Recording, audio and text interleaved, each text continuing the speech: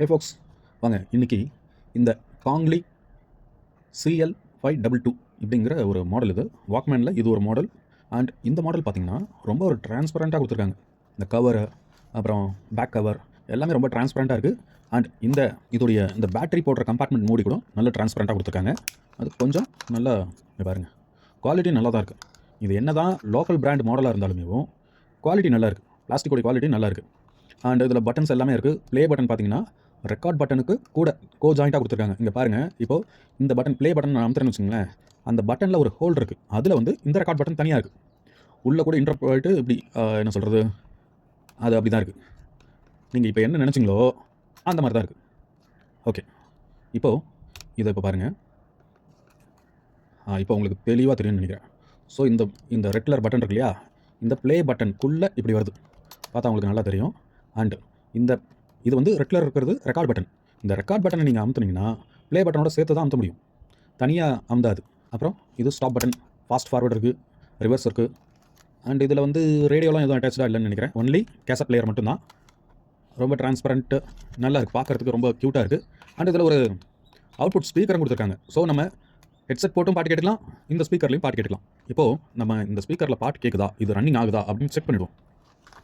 ஏன்னா இந்த வாக்மேனை வந்து சேல் பண்ண போகிறேன். ஸோ இதை வந்து நம்ம இப்படி லோட் பண்ணிவிட்டு ஃபஸ்ட்டு உள்ளே வந்து இந்த ரீல் சுற்றுதா அப்படின்னு செக் பண்ணிவிடுவோம். மோட்டர் ஓடுதா அப்படின்னு பார்க்கணும். பார்த்தோம்னா இது சுற்றலை, மோட்டராவது ஓடுதா அப்படின்னு நம்ம எதாவது தெரியுதான்னு பார்ப்போம். அப்படியும் எதுவும் தெரியலை. பிகாஸ் இங்கே வந்து டிரான்ஸ்பரண்ட்டாக தெரியுது, மோட்டர் எல்லாம் இருக்கிறது தெரியுது. பட் இது வந்து சுற்றுதா இல்லையான்னு நமக்கு கன்ஃபார்மாக தெரியல. நம்ம என்ன பண்ணலான்னா, ஒரு வேளை ஏதாவது கனெக்ஷன் கூட நமக்கு விட்டு போயிருக்கலாம். இந்த பேட்ரி கனெக்ஷன் இருக்கு இல்லையா, அது வந்து கூட ஏதாவது விட்டு போயிருக்கலாம். அது பார்த்தாலுமே இங்கே இந்த இடத்துல ஒயர் போகுது, அதே மாதிரி இந்த இடத்துலையும் ஒயர் போகுது. இதெல்லாம் ஜாயிண்ட் ஆகிருக்கா அப்படின்னு பார்த்தா இந்த இடத்துலேருந்து போகிற ஒயர் வந்து எந்த இடத்துல ஜாயிண்ட் ஆகுது அப்படிங்கிறது எக்ஸாக்டாக எனக்கு தெரியல. பட் இதுலேருந்து போகிற ஒயர் வந்து பார்த்திங்கன்னா இந்த இடத்துல கொஞ்சம் பிளாக் அடித்த மாதிரி இருக்குது. ஒரு வேளை ப்ளூ கலர் ஊடுருவி பார்க்குறதுனால அப்படி இருக்கான்னு தெரியல. இருந்தாலும் இதை வந்து இப்போதைக்கு நான் ஒர்க்கிங் அப்படின்ற கண்டிஷனில் நம்ம வச்சுக்கலாம். நான் ஒர்க்கிங் கேட்டகரியில் நம்ம வந்து இதை சேல் பண்ணலாம், சரியா? ஸோ இதை எதுக்கும் இன்னொரு டைம் நம்ம என்ன பண்ணலாம்னா ஆன் பண்ணி பார்ப்போம். பட் பெல்ட்டெல்லாம் இருக்குது, பெல்ட்டெல்லாம் உள்ளே இருக்குது. ஆனால் இது ஏதோ ஒரு இடத்துல ஜாயிண்ட் கட்டாக இருக்கணும். அதாவது இந்த ஒயர் ஜாயின்ஸ் இருக்கு இல்லையா, இது வந்து ஏதோ ஒரு இடத்துல கட்டாக இருக்குது.